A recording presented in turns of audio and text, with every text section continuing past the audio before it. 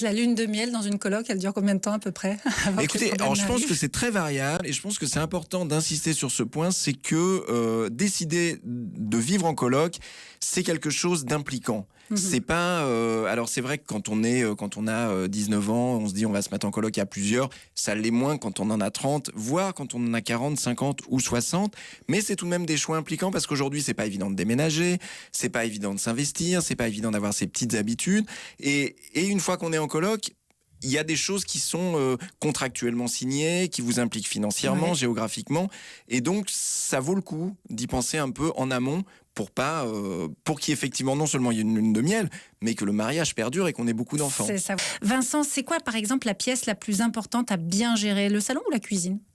Écoutez, moi je dirais la cuisine avec une règle simple, un peu bébête, c'est faire un grand tableau noir effaçable sur lequel on note tout ce qui peut concerner la coloc. Parce que d'une part, les gens ne se croisent pas forcément, ils n'ont pas forcément les mêmes horaires. C'est vrai. Et puis se dire les choses verbalement, parfois un mot, on le sait tous, peut en entraîner un autre.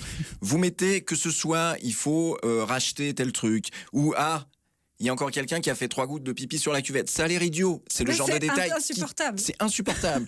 Donc, voyez, des choses comme ça et que ce tableau soit un espèce de petit espace, un espèce d'endroit où on peut exprimer des choses, à la fois pratiques, mais à la fois du relationnel, même de l'émotionnel, pourquoi pas.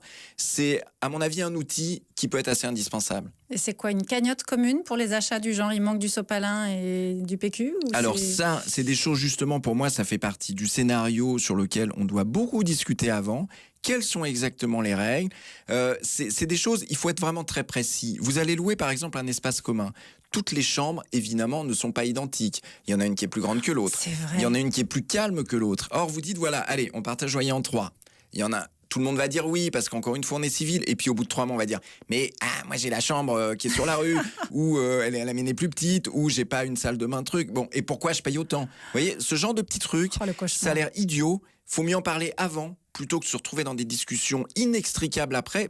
Mais faut pas oublier qu'on est dans de l'intimité. Le moindre truc, c'est tempête dans un verre d'eau. Des toilettes bouchées, c'est l'équivalent d'une bombe dans l'appartement. Vous voyez, donc ces trucs-là, plus tôt on en parle, comment on va gérer les choses.